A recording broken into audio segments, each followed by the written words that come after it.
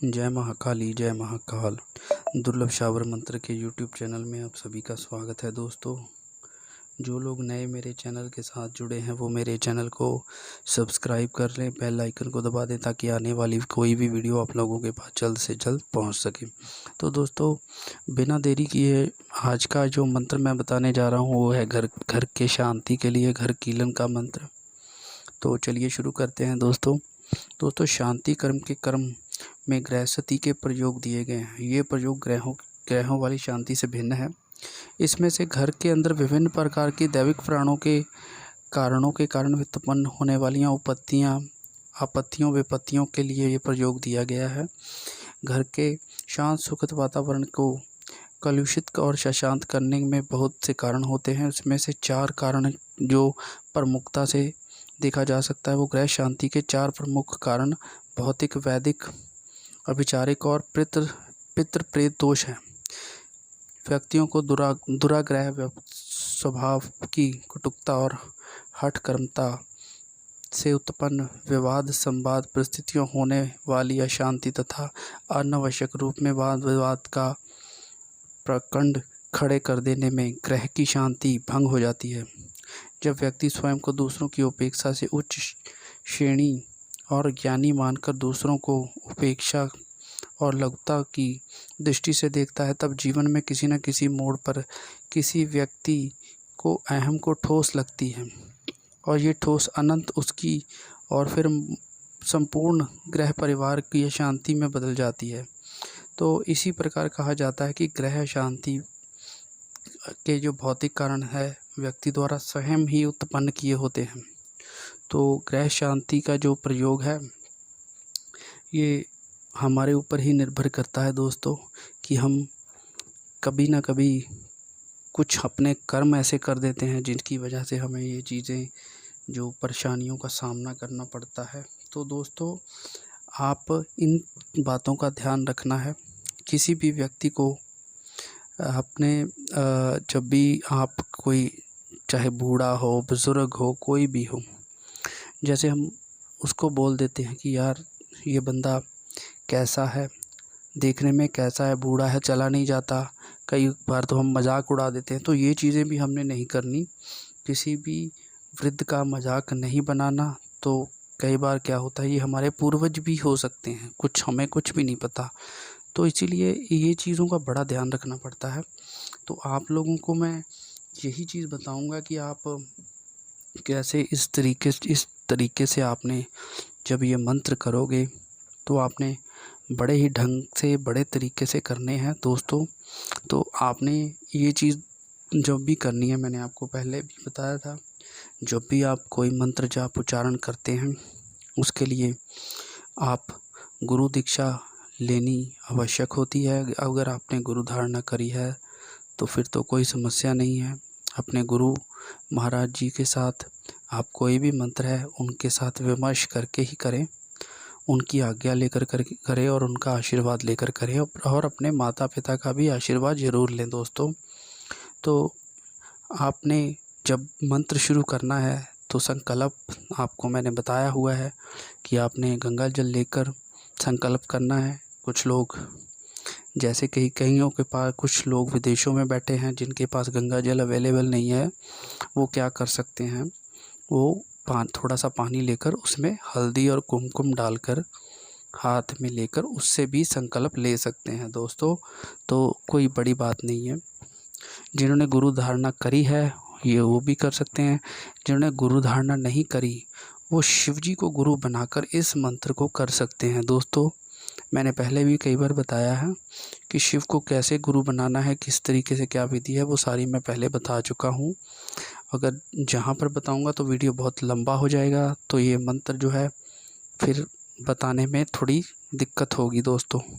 तो दोस्तों चलिए, ज़्यादा कुछ ना कहते हुए अब इस मंत्र को शुरू करने जा रहा हूँ। तो आप इस मंत्र को ज़रा देख लें और स्क्रीन पर भी आपके आएगा ये मंत्र। तो मंत्र इस प्रकार है दोस्तों। ओम नमो आदेश गुरु को, घर बांधूं घर कोने बांधूं और बांधूं सब द्वार, जगह ज़मीन को संकट बांधूं बांधूं मैं चौबारा, फिर बांधूं मौली मसान को और कीलूं पिछवाड़ा। आगे पीछे डाकन कीलूं आंगन और पनाड़ा, कोप करत कुलदेवी कीलूं पितरों का पतराड़ा। कील भूत भवन की भंगन, कीलूं कील कील नरसिंह, जय बोलो ओम नमो नरसिंह भगवान करो सहाय।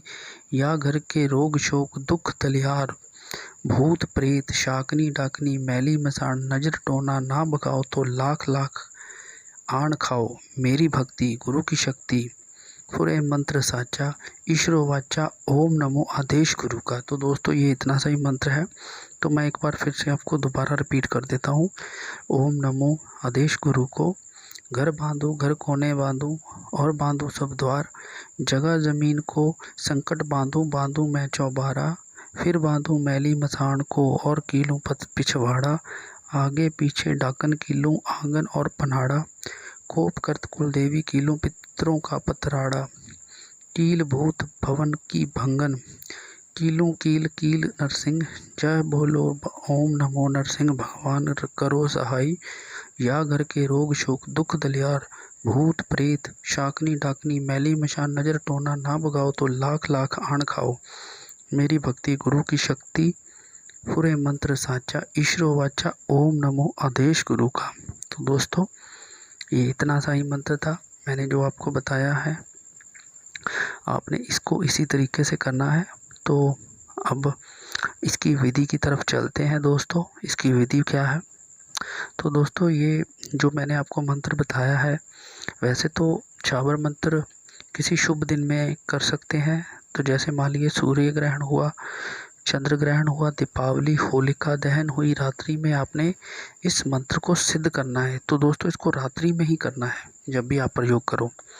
तो दोस्तों आपके पास एक एकांत कमरा होना चाहिए जिसके आपने इस मंत्र को करना है। तो आपने एक गौ का जो शुद्ध गाय का घी लेना है, घृत को लेना है, दीप को प्रज्वल करना है, दिया जलाना है और चौकी पर रख जो चौकी आपने बनाई होगी उसके ऊपर रखना है।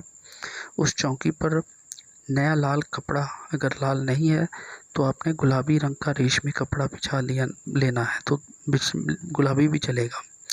चौकी के बीचों बीच आपने पुए होते हैं ना, पुओं के ढेर लगा लेने हैं, जिसको चावल से बने पुए होते हैं, उनको ढेर लगा लेना है।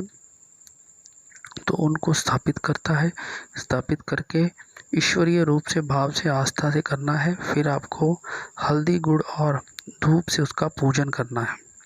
फिर उसके बाद आपने इस मंत्र की एक माला करनी है।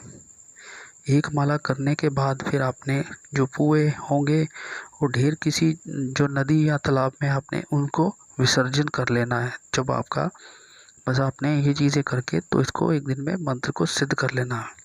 जब भी ग्रह शांति के लिए इस मंत्र की आवश्यकता आपको होगी तो रात्रि काल में आपने क्या करना है, नागफनी के जो कील होते हैं ना, नागफली का कील लेकर बाधा जब किसी ग्रह शांति के लिए बाधा पीड़ित ग्रह के किसी भी साफ स्वच्छ कमरे में आपने करना है, तो आपने क्या करना है, वहाँ पे एक कमरे में एक गुलाबी कपड़ा, तो एक कपड़ा रख देना है, प्रत्येक मतलब कपड़ा बिछाकर उसके ऊपर 7-7 ढेरियाँ लगा लेनी है पुए की।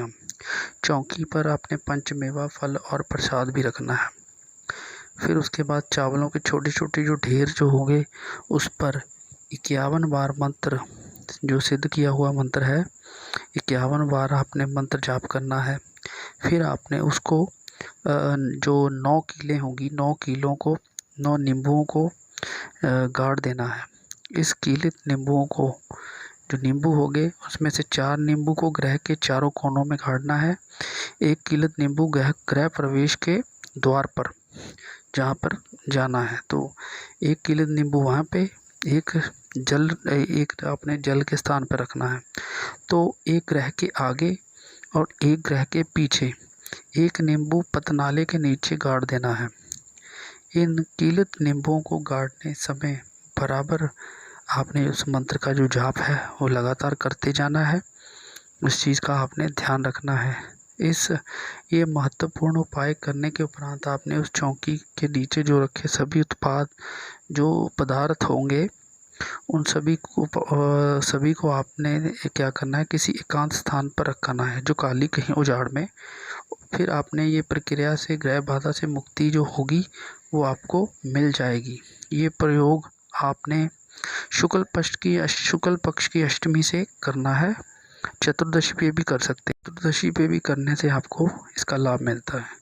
ये प्रयोग अगले दिन आपने गृह स्वामी जो होगा, जिसके घर में आपने ये किया होगा, उसको एक ब्राह्मण को भोजन करवाना है और गाय को चारा खिलाकर पुण्य दान करना है।